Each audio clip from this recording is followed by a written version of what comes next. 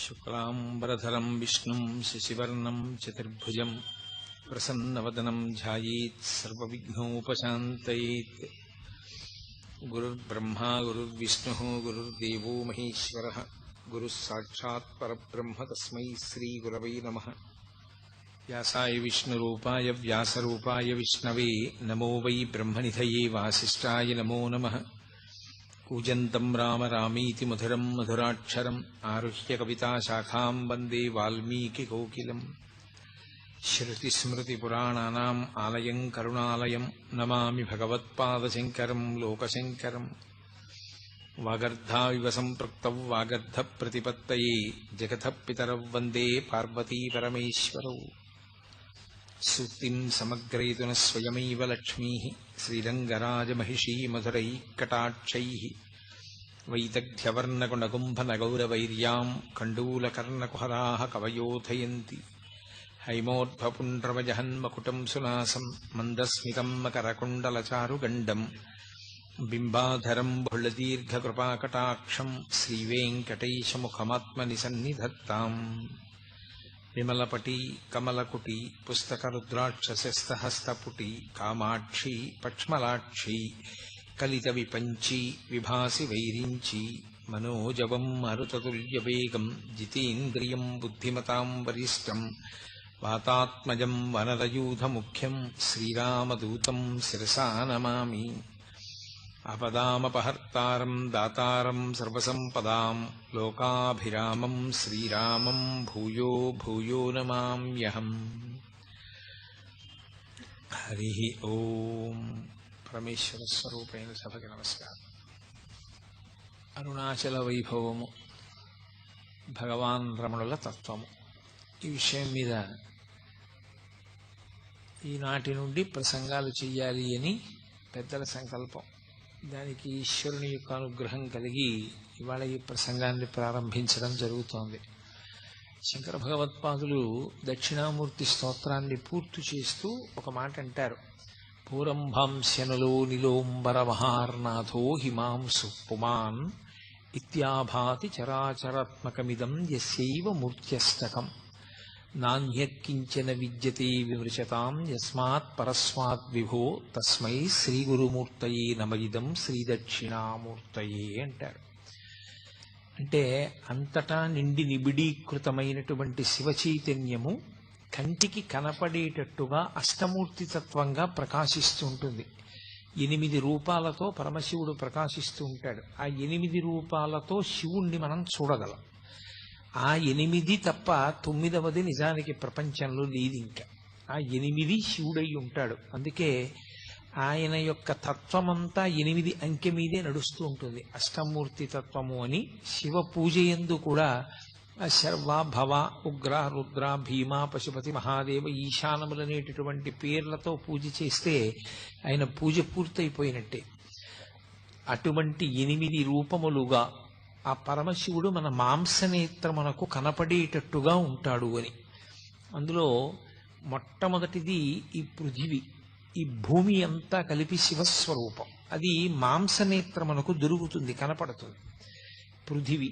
అలాగే పంచభూతములలో ఆపస్ తేజో వాయు ఆకాశములు, ఈ 5 కాక సూర్యచంద్రులు జీవుడు, ఈ 8 కలిపి శివస్వరూపాలు. అందుకే ఇవి శివస్వరూపములు అని నిర్ధారణ చేయడం కోసమే ఈ 8 లింగస్వరూపములై ఉంటాయి. కంచిలో పృథివీలింగం, జంబుకేశ్వరంలో జలలింగం, అరుణాచలంలో అగ్నిలింగం, చిదంబరంలో ఆకాశలింగం, శ్రీకాళహస్తిలో వాయులింగం, కోణార్కలో సూర్యలింగం, సీతాకుండంలో చంద్రలింగం, ఖాట్మండులో యజమానలింగం. యజమానలింగం అంటే నేను నేను అనుకునేటటువంటి యజమాని యొక్క స్వరూపం. ఈ 8 కూడా శివస్వరూపములే. అందుకే ఈ 8 పేర్లతో 8 శివలింగములు ఆవిర్భవించాయి. ఇందులో పంచభూతలింగములు అని పృథివీ ఆపస్తేజో వాయు ఆకాశములు, ఈ 5 బ్రహ్మాండము తయారు చేయబడడానికి ప్రధానమైన ఉపకరణములై అవే పిండాండమునందు కూడా ఉంటాయి. బ్రహ్మాండ పిండాండములు ఉండేటటువంటివి ఈ 5 పృథివీ ఆపస్తేజో వాయు ఆకాశములే. ఇందులో మళ్ళీ నేను మీతో మనవి చేసినట్టుగా కంచిలోది పృథివీలింగం తెలుస్తుంది. ఎందుకనంటే మీరు కాంచీపురం వెళ్ళి చూస్తే ఏకాంబరీశ్వరుడని పేరు కలిగినటువంటి పృథ్వీలింగానికి నీళ్లతో అభిషేకం లేదు. ఎందుకంటే నీటితో అభిషేకం చేస్తే కరిగిపోతుంది ఆ లింగం. అందుకని నీటితో అభిషేకం చెయ్యరు, ఒక్క మల్లె నూనెతో మాత్రమే దానికి అభిషేకం. కాబట్టి కంచిలో పృథివీలింగం తెలుస్తుంది. జంబుకేశ్వరంలో జలలింగం తెలుస్తుంది. శ్రీరంగం వెళ్ళిన వాళ్ళు ఆ పక్కనే తిరువాణక్కోయిల్ అంటారు వాళ్ళు. ఆ తిరువాణక్కోయిల్ వెడితే ఆ పరమేశ్వరుని యొక్క శివలింగం దగ్గర ఎప్పుడు నీరు ఊరుతూ ఉంటుంది. అది ఎవరి మీద ప్రోక్షించరు, ఆ నీళ్లు తీసి పోసేస్తూ ఉంటారు పక్కన. అలా నీరు ఊరుతూ ఉంటుంది కాబట్టి ఆయన జలలింగం, ఆయన నీటి స్వరూపముతో ఉంటాడు అని. శ్రీకాళహస్తిలో వాయులింగం, వాయువుని చూడడం ఎలా? వాయువుని చూడడం కుదరదు. కానీ వాయువు శివుడై ఉన్నాడని గుర్తు ఏమిటంటే శ్రీకాళహస్తిలో శివలింగానికి ఎదురుగుండా ఒక దీపం ఒకటి ఉంటుంది. ఆ దీపం ఎప్పుడు ఇలా కదులుతూ ఉంటుంది. ఒకప్పుడు విదేశీయులు పరీక్ష చేశారు, తలుపులన్నీ వేసేస్తే దీపాలు ఆరిపోతాయి కదా, ఏదో ఆక్సిజన్ లేకపోతే అని తలుపులన్నీ వేసేసి ప్రయత్నం చేశారు. అన్ని దీపాలు నిధనమైపోయాయి. ఆ ఒక్క దీపం మాత్రం గాలి లేకపోయినా కదులుతూ నిలబడింది. ఆ కదిలేటటువంటిది గాలికి కదులుతూ ఉంటుంది. ఆ గాలి కదులుతూ దీపం వెలగడమే వాయులింగం. యథార్థంగా ఎదురుగుండా కంటికి కనపడే లింగస్వరూపంతో పాటుగా అన్వయం చేసుకుని చూడవలసినటువంటి లింగస్వరూపం గాలికి కదిలేటటువంటి ఆ దీపం, అందుకని అది వాయులింగం. ఇక కంచిలో పృథివీలింగం, జంబుకేశ్వరంలో జలలింగం, అరుణాచలంలో అగ్నిలింగం, చిదంబరంలో ఆకాశలింగం, శ్రీకాళహస్తిలో వాయులింగం. చిదంబరంలో ఆకాశలింగం. చిదంబరంలో ఆకాశలింగం తలుపు తీసి చూపిస్తారు, మారేడు చాలా దండలు వేసి ఉంటాయి. ఆ వెనక శివలింగం ఏమి ఉండదు, గోడ ఉంటుంది. ఏమిటంటే అక్కడ ఏం శివలింగం లేదు కదా అంటే అదే చిదంబర రహస్యం అండి అంటారు. అంటే అంతటా నిండిపోయిన ఆకాశ స్వరూపుడే అక్కడ ఉన్నాడు అని. ఇక అరుణాచలంలో అగ్నిలింగం. ఇప్పుడు కంచి అంటే పృథి ఉంది, శ్రీకాళహస్తి అంటే వాయువు తెలుస్తోంది, జంబుకేశ్వరంలో జలలింగం అంటే నీటి దగ్గర శివలింగం దగ్గర నీరు ఊరుతోంది. సరే, చిదంబరంలో ఆకాశలింగం అంటే అంతటా నిండినటువంటి ఆకాశమే అక్కడ ఉన్నది తెలుస్తోంది. కానీ అరుణాచలంలో అగ్నిలింగం అంటే అక్కడ అగ్ని ఏది? మీరు అరుణాచలం శివాలయంలోకి వెడితే మీకు అక్కడ అగ్ని ఏమైనా కనపడుతుందా? ఒక పెద్ద జ్యోతి స్వరూపాన్ని అక్కడ ఉంచి, లేదా ఒక పెద్ద నెగడుల ఒక మంట మండుతుంటే అదేనండి శివలింగం అక్కడ అని ఎవరైనా చెప్తారా? చెప్పరు. మామూలుగా శివలింగమే ఉంటుంది. మామూలు శివలింగమే ఉన్నప్పుడు అరుణాచలంలో ఉండేటటువంటి శివలింగం అగ్నిలింగం ఎలా అవుతుంది? అరుణాచలమునందు అగ్నిలింగం ఉన్నది అని ఎందుచేత చెప్పబడింది అంటే, మీరు బయట ఎంత చల్లగా ఉండనివ్వండి, అరుణాచలం దేవాలయంలోకి వెళ్ళి కూర్చుంటే ఒళ్ళు చెమటలు పోస్తుంది, అంత వేడిగా ఉంటుంది. ఆ వేడి నిజంగా అగ్నిహోత్ర స్వరూపంతో ఉంటే మనం తట్టుకోలేమని ఆ వేడి రూపంలో ప్రకాశిస్తూ ఉంటాడు ఆయన. కాదు కాదు, అసలు యథార్థం ఏమంటే అది జ్ఞానాగ్ని. ఆ జ్ఞానాగ్ని ఎవరికి కలుగుతుందో వాళ్ళ కర్మలు దగ్ధమవుతాయి. జ్ఞానాగ్ని దగ్ధ కర్మాణం అంటాడు భగవద్గీతలో గీతాచార్యుడు. ఆ జ్ఞానాగ్ని వలన మళ్లీ పుట్టవలసినటువంటి అవసరం లేకుండా పాపములన్నీ కూడా కాలిపోతాయి సంచితముతో కలిపి. అంత గొప్ప జ్ఞానస్వరూపమే రాశీభూతమై లింగస్వరూపాన్ని దాల్చింది. అందుకే దాన్ని జ్ఞానస్వరూపమైనటువంటి అగ్నిలింగం. అందుకే అరుణాచలంలో ఉండేటటువంటి శివలింగము భౌతికమైనటువంటి అగ్నికి ప్రతీక, జ్ఞానాగ్నికి ప్రతీక. ఆ శివలింగం ఎలా వచ్చింది అని అడిగారు. ఆ శివలింగం ఎలా వచ్చింది, ఎందుకు వచ్చింది అన్న దాని మీద చాలా విశేషమైనటువంటి వ్యాఖ్యానం చేశారు. ఒకానొకప్పుడు బ్రహ్మ విష్ణువులిద్దరికీ కూడా కలహం ఏర్పడింది. దేనికి కలహం అంటే ఎవరు ఎవరికన్నా గొప్పవారు అన్న విషయం మీద. ఎవరు ఎవరికన్నా గొప్పవారు అంటే ఎవరు ఏ పని చేస్తూ ఉంటారు అన్నది చూడవలసి ఉంటుంది కదా. సృష్టికర్త బ్రహ్మగారు, స్థితికర్త శ్రీ మహావిష్ణువు.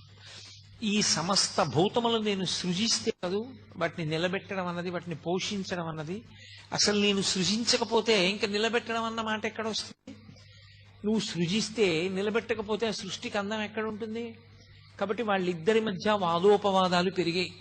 అయితే ఇక్కడ ఒక అనుమానం వస్తుంది. 4 వేదములను 4 ముఖములతో చెప్పగలిగిన వాడు సరస్వతీదేవి యొక్క భర్త, ఇంతటి సృష్టికర్త, లోకానికి పితామహుడు, మహానుభావుడైనటువంటి బ్రహ్మగారికి ఇలాంటి అజ్ఞానం పట్టుకుని లోకాలన్నింటినీ దక్షతతో నిర్వహించగలిగినటువంటి వాడు, స్థితికారుడు, ఎందరో రాక్షసులను దునుమాడినవాడు, దశావతారములను స్వీకరించగలిగినవాడు, అటువంటి శ్రీ మహావిష్ణువు ఇటువంటి అజ్ఞానానికి వశుడై వాళ్ళు కూడా అహంకారంతో అలా కలహించుకుంటే ఇక వారు ఒక్కొక్కసారి అలా బుద్ధి పతనమవుతుంది అని అనవలసి వస్తే అంతటి పూజనీయమైన స్థానములను ఎలా అలంకరిస్తారనేటటువంటి ప్రశ్న ఒకటి ఉత్పన్నమవుతుంది. కానీ మీరు ఒక్క విషయాన్ని బాగా గమనించవలసి ఉంటుంది. మాయా అని ఒక మాట ఉంటుంది. ఆ మాయకి అందరూ వశులవుతారు. శివమాయా మోహితులైన నాడు బ్రహ్మగారు విష్ణువు కూడా శివమాయకు వశులైతే వారి యొక్క బుద్ధి యందు కూడా ఒక మేఘం కమ్మినట్టుగా కమ్ముతుంది. అంతేకాని అది శాశ్వతమైనటువంటి వైక్లభ్యము కాదు. ఆ శివమాయా మోహితులయ్యారు వాళ్ళు. ఆ శివమాయా మోహితులయ్యారన్న మాటని శివమహాపురాణంలో వ్యాసుడు ఎన్ని మార్లో ప్రయోగిస్తాడు. కాబట్టి వారి మధ్య అహంకార భేదం వచ్చింది, కలహం ఉత్పన్నమైంది, ఇద్దరూ దెబ్బలాడుకుంటున్నారు. ఇప్పుడు అసలు వాళ్ళు ఏ మాయ చేత అలా అయిపోయారో ఆ మాయాస్వరూపము వాళ్ళకి ద్యోతకము కావాలని పరమశివుడు ఒక పెద్ద జ్యోతి స్తంభంగా వెలిశాడు వాళ్ళ మధ్యలో. అది కంటితో చూస్తే పై వరకు వెలుగుతోంది, కిందకి చూస్తే భూమి లోపల ఎక్కడుందో తెలియదు. ఒక పెద్ద స్తంభం. ఆ స్తంభం ఏమిటి? ఏదో లోహంతో చేసిన స్తంభం కాదు, అది జ్యోతి స్వరూపం. అందుకే జ్యోతిర్లింగము అన్న మాట వచ్చింది. జ్యోతిర్లింగము అన్న మాటకు అర్థం అక్కడ ఏదో జ్యోతి ఉంటుంది లేకపోతే దీపం వెలుగుతూ ఉంటుంది అని కాదు దాని అర్థం. జ్యోతిర్లింగము అన్న మాట ఎక్కడ వాడినా మీరేం గుర్తు పెట్టుకోవాలంటే అది జన్మ జన్మాంతరముల నుండి మనని వెంటాడుతున్నటువంటి అజ్ఞానాన్ని, ఇంకా కొన్ని కోట్ల జన్మలెత్తడానికి అవసరమైనంత పాపాన్ని, ఆ పాపము వలన ఏర్పడిన కర్మ బంధములను, దాని వలన కలిగినటువంటి అజ్ఞానాన్ని, మనలోని పశుత్వాన్ని కాల్చివేసి జ్ఞానమిచ్చి మళ్లీ పుట్టవలసినటువంటి అవసరాన్ని తీసివేయగలిగినటువంటి రాశీభూతమైన శక్తి ఎక్కడున్నదో దానికి జ్యోతిర్లింగమని పేరు. ఎందుచేత? జ్యోతి అంటే దీపం. దీపం ఎక్కడుందో అక్కడ చీకటి ఉండదు. చీకటి లేకపోతే ఉన్న వస్తువు ఉన్నట్లుగా కనపడుతుంది. ఆ సత్య వస్తువు మనకి ప్రకాశించాలి, తెలియాలంటే దీపం ఒక్కటే సాధనం. ఆ దీపం లేని నాడు ఉన్న వస్తువు ఉన్నట్టు తెలియదు. ఉన్న వస్తువు ఉన్నట్టు తెలియకపోతే వచ్చే పెద్ద ప్రమాదం ఏమి అంటే వెంటనే భయం పట్టుకుంటుంది. అది ఏ వస్తువో తెలియదు కాబట్టి భయం. ఎక్కడికన్నా వెళ్ళాలంటే భయం. అందరికీ చీకటిగా ఉంటే భయం. చీకటి అంటే భయం అండి అంటారు. కారణం ఏంటంటే చీకట్లో ఉన్న వస్తువు తెలియదు.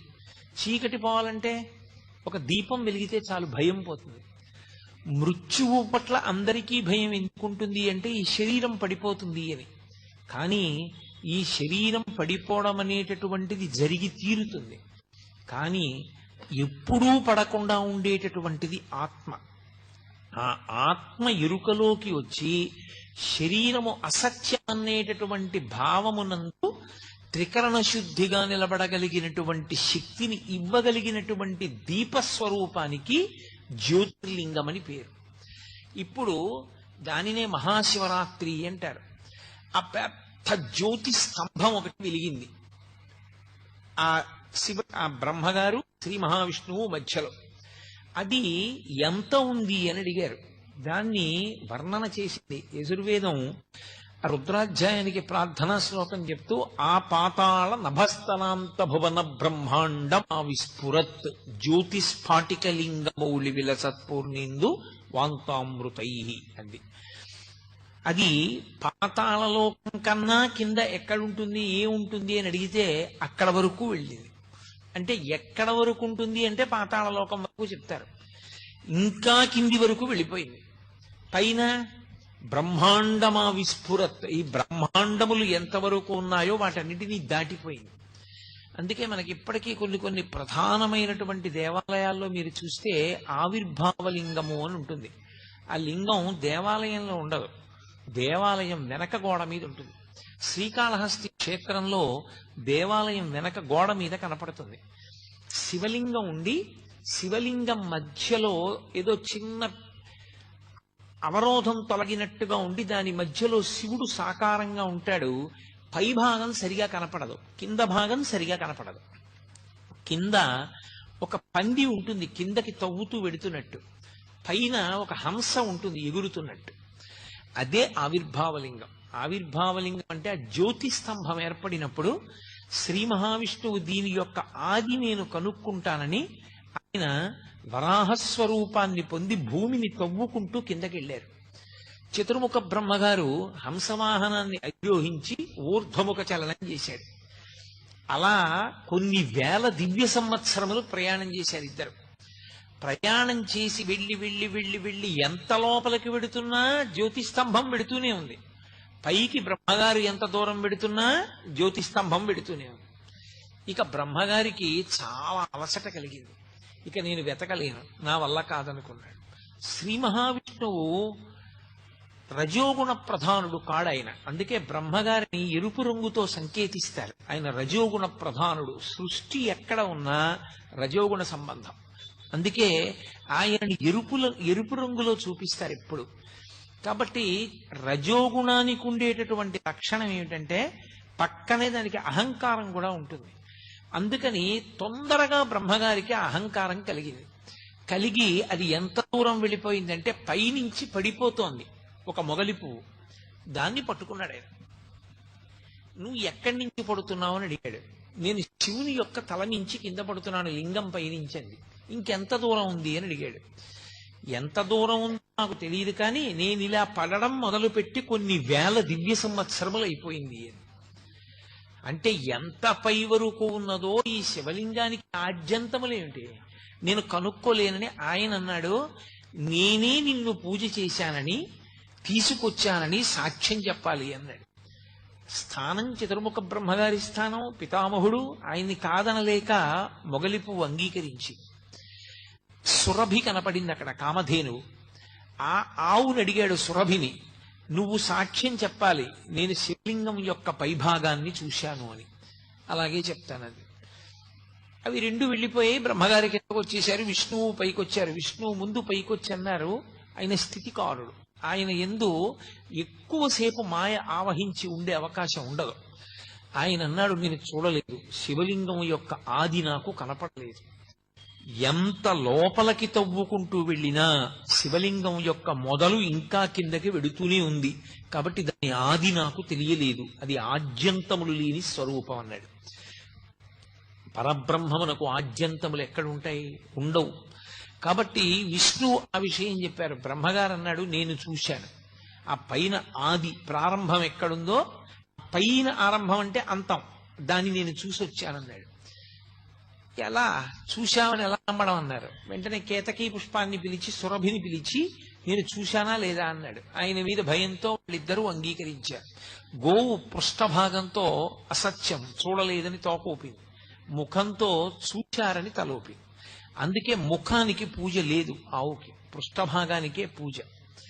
కాబట్టి అప్పుడు ఆ సురభి ఈ కేతకీ పుష్పం రెండు సాక్ష్యం చెప్పాయి. కూట సాక్ష్యం అంటే అబద్ధపు సాక్ష్యం చెప్పావు కాబట్టి మొగలి పువ్వు స్త్రీలు అలంకరించుకోవడానికే తప్ప పరమేశ్వరారాధనమునందు ఉపయోగము ఉండదు. అలాగే ఆవు ముఖంతో అబద్ధం చెప్పి పృష్ఠభాగంతో నిజం చెప్పింది కనుక పృష్ఠభాగము లక్ష్మీ స్థానమై ముఖస్థానము చేత దానికి పూజ లేదు. చతుర్ముఖ బ్రహ్మగారు శివమాయ విశేషముగా వహించినటువంటి కారణం చేత రజోగుణ సంపర్కంతో అబద్ధపు సాక్ష్యాలు ప్రవేశపెట్టడం వరకు వెళ్ళిపోయారు. కాబట్టి ఆయనకి భూమండలమునందు పూజ లేదు. కానీ పూజ చేయించేటప్పుడు బ్రాహ్మణుడు వచ్చి కూర్చున్న స్థానమునకు బ్రహ్మస్థానం అంటారు. అందుకే మీకు పూజ బాగా తెలిసి ఉన్నా బ్రహ్మస్థానం సరిగా పూజ చేయించకపోయినా దాన్ని తప్పు పట్టకూడదన్నారు. ఎందుకనంటే అది బ్రహ్మస్థానం. ఆ వ్యక్తి అక్కడ కూర్చుని పూజ చేయిస్తే ఆ పూజ పరిపూర్ణమైపోతుంది నీ భక్తి చేత. నువ్వు భక్తిగా చేస్తే ఆ పూజ పూర్తవుతుంది. చేయించని దోషం ఏమైనా ఉంటే ఆయనకి ఎడుతుంది. నువ్వు బ్రహ్మగారిని చూడాలి. అందుకే ఉత్సవాలు బ్రహ్మగారి పేరు మీద నడుస్తాయి. బ్రహ్మోత్సవము అంటారు. బ్రహ్మగారే వచ్చి ఉత్సవం చేస్తారు. బ్రహ్మస్థానము పూజ చేసేటప్పుడు అందరిలోకి ఋత్విక్కుల్లో అగ్రగణ్యుడైనటువంటి వ్యక్తిని బ్రహ్మస్థానంలో కూర్చోపెడతారు. కాబట్టి బ్రహ్మగారికి ఆ 2 స్థానముల వలన పూజ తప్ప ప్రత్యక్షంగా బ్రహ్మకి దేవాలయము కాని పూజ కాని లేదు అని అశరీర వాక్కు, అంటే శివవాక్కు. ఆనాడు అలా వెలిసినటువంటి ఆ అగ్నిస్తంభాన్ని చతుర్ముఖ బ్రహ్మగారు స్తోత్రం చేశారు.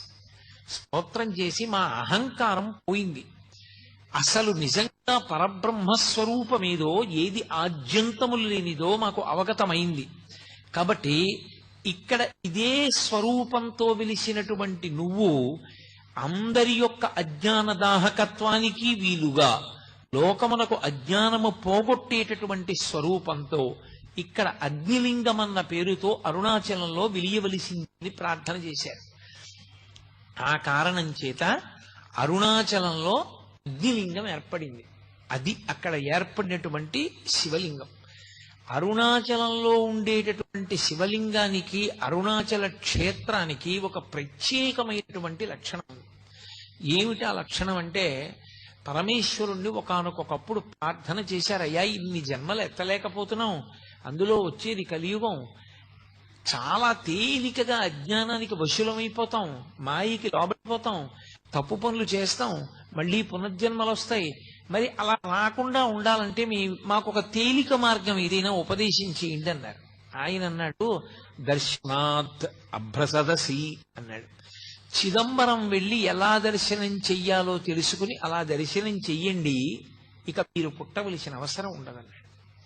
చిదంబరంలో దర్శనం అంటే ఇందాకే మీతో ప్రస్తావన చేశా, తలుపు తీస్తారు సిద్ధంగా ఉండండి అంటారు, ఆ తెర తీస్తారు, ఇలా చూసేటప్పటికి ఇలా జాగ్రత్తగా కళ్ళు నిలువుకుని చూస్తారు, ఏం ఉండదు. మారేడు దళాల దండలు వేలాడుతుంటాయి, బంగారు మారేడు దళాలు, మామూలు మారేడు దళాల దండలు ఉంటాయి. తెరహేస్తారు, అయిపోయింది వెళ్ళిపోండి అంటారు.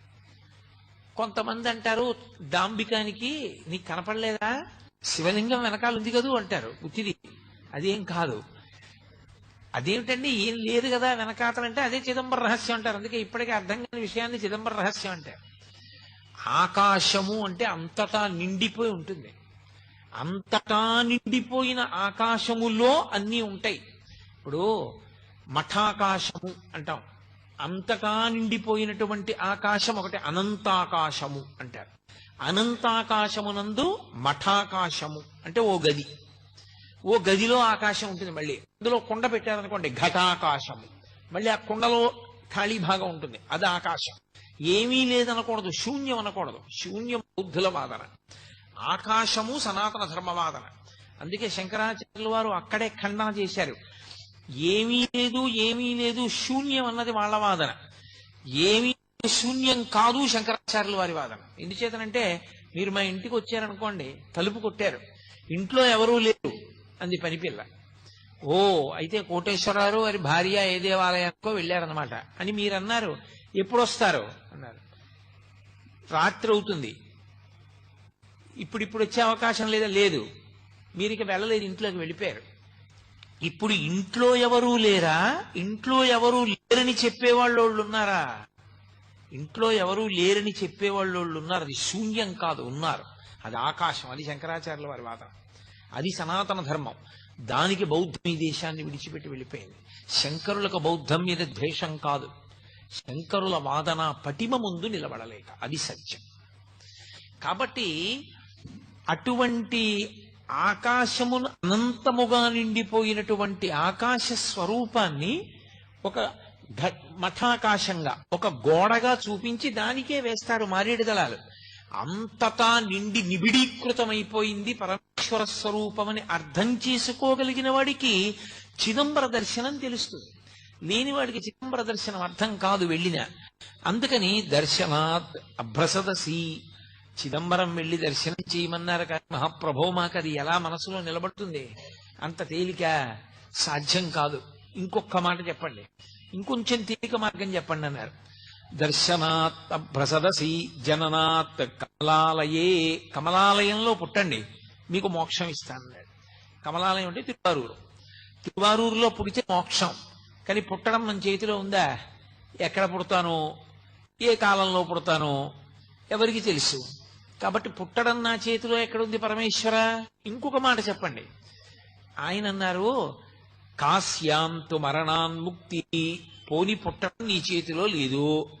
నీ కర్తవ్యాలన్నీ అయిపోయాయి అనుకున్నప్పుడు కాశీ వెళ్ళిపోయి కాశీపట్టణంలో ఉండిపోయి కాశీపట్టణంలో శరీరం విడిచిపెట్టేస్తావా? మోక్షం ఇచ్చేస్తాను. నేనే వచ్చి కుడి చెవిలో తారక మంత్రాన్ని ఉపదేశం చేస్తా, ఉపదేశం చేసి మోక్షం ఇస్తా. కాశీ వెళ్ళిపోతావా? అయ్యా, కాశీ వెళ్ళిపోవడం అంటే అంత తేలిక? పిల్లల్ని వదిలేసి మనవల్ని వదిలేసి, పైగా నేను వెడదామనుకునే లోపల శరీరం వదిలిపెడితే ఎలా సాధ్యమవుతుంది? అందుకని కుదరదు. ఇంకొక మాట ఏమైనా చెప్పండి. స్మరణాత్ అరుణాచలే, ప్రతిరోజు ఒక్కసారి అరుణాచల శివ, అరుణాచల శివ, అరుణాచల శివ అని నేను 3 మాటలు అంటున్నాను. 3 మాటలని శివుడు అనలేదు. స్మరణాత్ పైకి కూడా అనమని చెప్పలేదు పరమశివుడు. లోపల ఒక్కసారి అరుణాచల క్షేత్రాన్ని నువ్వు స్మరణ చేయగలవా? ఒక్కసారి గుర్తు తెచ్చుకోగలవా? అరుణాచల క్షేత్రాన్ని ఒక్కసారి గుర్తు తెచ్చుకుంటే మోక్షం ఇచ్చేస్తాడు. అందుకే స్కాంద పురాణంలో ఒక విషయం చెప్తారు. జీవయాత్ర అని ఉంటుంది. ఇప్పుడు బయటి యాత్ర విడిచిపెట్టండి, నేను చేసే యాత్ర వేరు. జీవయాత్ర అని ఒకటి ఉంటుంది. ఈ జీవుడు ఎప్పుడు బయలుదేరాడో తెలియదు. ఈ అజ్ఞానంతో ఎప్పటికీ పరమేశ్వరుడిలో కలుస్తాడో తెలియదు. ఎన్ని కోట్ల జన్మలెత్తాడో, ఎన్ని శరీరాలు విడిచిపెట్టాడో, ఎన్ని శరీరాల్లోకి ప్రవేశించి పుట్టాడో, ఎన్ని చోట్ల ఎన్ని ఖేదాలను భవించాడో. ఈ జీవయాత్రకి అంత ఉండదు. కానీ ఒక జీవుని యొక్క యాత్ర, ఒక జీవుని యొక్క ఆ జన్మ పరంపరలు చూసినప్పుడు అరుణాచలంలోకి ఎవరైనా వెడితే, అరుణాచల క్షేత్ర ప్రవేశం చేస్తే వెంటనే జీవుని యొక్క యాత్రలో ఒక గీత పెడతారు, ఇలా ఎర్రగీత. వీడు అరుణాచల ప్రవేశం చేశాడు అని. అరుణాచల ప్రవేశం కాని చేశాడా, ఆ జీవుని యొక్క యాత్రలో ఒక విశేషమైనటువంటి మలుపు తిరిగింది అని గుర్తు. అందుకే అరుణాచలానికి వెళ్ళడం కానీ, అరుణాచల యాత్ర కానీ, అరుణాచల పట్టణంలోకి ప్రవేశించడం కానీ, అరుణాచలేశ్వరుణ్ణి దర్శనం చేయడం కానీ అంత తేలికైన విషయాలు కావు. ఒక్క కారణం చేత మాత్రమే ప్రవేశించగలరు అని చెప్పారు. ఏవా కారణములు అంటే, మీకు ఏమీ తెలియదు, మీకు ఏమీ చేత కాదు అన్న భావనతోటి, వినయంతోటి బయలుదేరితే అరుణాచల ప్రవేశం సాధించగలరు. అరుణాచలంలోకి వెళ్ళడానికి ఒకటే, పరమేశ్వర నాకేం తెలియదు, నాకున్నవన్నీ పాపాలే, నిన్ను నమ్ముకుని వస్తున్నాను, నువ్వే నన్ను అరుణాచల ప్రవేశం చేయించు అని అడిగినటువంటి వారికి అరుణాచల ప్రవేశం చేయిస్తారు తప్ప, అహంకృతితో కొంచెం డాంబికంగా బయలుదేరితే అరుణాచలంలోకి వెళ్లరు అని. జ్ఞాన సంబంధనాయనారంతటి మహానుభావుడు వెళ్ళలేకపోయాడు, దొంగలు కొట్టేశారు. అప్పుడు ఆయన బాధపడితే, ఉన్నవన్నీ ఎత్తుకుపోయిన తర్వాత ఈశ్వరుడి మీద పత్తికాలు పాడి పరమ నిరాడంబరంగా వినయంతో ప్రవేశిస్తే అరుణాచల పట్టణంలోకి ప్రవేశించగలిగాడు. అరుణాచలం అంత గొప్ప క్షేత్రం. అసౌ యస్తామ్రౌ అర్ణవుత బుభ్రస్సుమంగళ ఏ చేమాగం రుద్ర అభితో దిక్షుస్సితా సహస్రసో వైశాగం హేడయీమహే అంటుంది రుద్రాధ్యాయం. ఎర్రటి కాంతులు కలిగినటువంటి పరమశివుడు సర్వమంగళ స్వరూపంతో ఉంటాడాయన. ఉండి అన్ని ప్రాణులకు కూడా విశేషమైనటువంటి ఉపకారం చేస్తూ ఉంటాడు. అంత గొప్పగా పరమశివుడు వెలిసినటువంటి క్షేత్రం అరుణాచలం.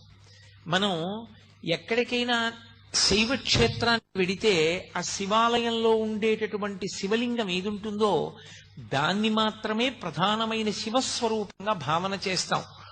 ఉదాహరణకి మీరు కంచి వెళ్ళారనుకోండి, ఏకాంబరీశ్వర లింగము అని ఆ కాంచీపురంలో ఉండేటటువంటి పృథివీలింగమే గొప్పది.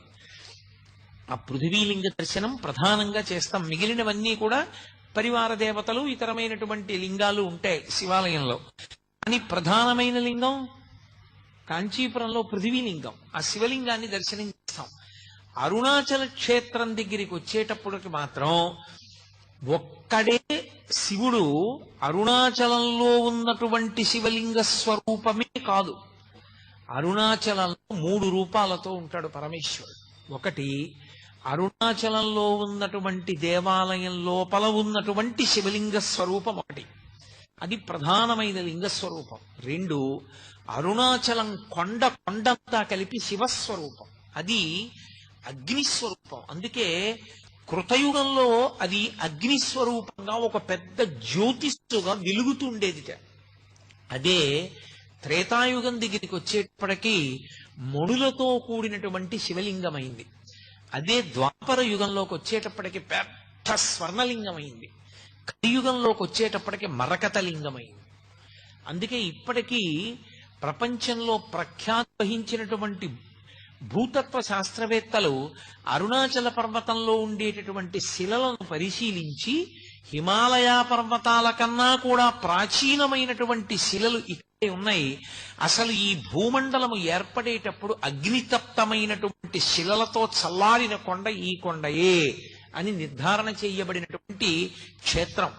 ఇప్పటికీ అరుణాచలంలో దేవాలయానికి పునర్నిర్మాణం చేస్తున్నప్పుడు కుంభాభిషేక సమయంలో అక్కడ ఒక సొరంగ మార్గం కనపడింది. భగవాన్ రమణులు చెప్తూ ఉండేవారు, ఆ సొరంగం అరుణాచలం కొండ మధ్య భాగంలోకి వెడుతుంది.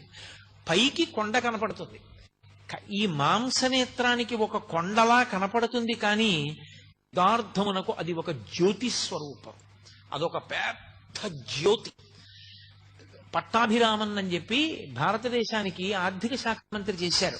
ఆయన తిరువణ్ణామలై వెడితే ఆయనకి అక్కడ ఉన్నటువంటి కొండలో పెద్ద జ్యోతి కనపడింది. ఇప్పటికీ అరుణాచల క్షేత్రంలో ఎందరో మహాపురుషులు దర్శనం చేశారు, ఎందరికో దర్శనాలు అయ్యాయి, ఎన్నో చోట్ల గ్రంథస్థమయ్యాయి ఆ విషయాలు.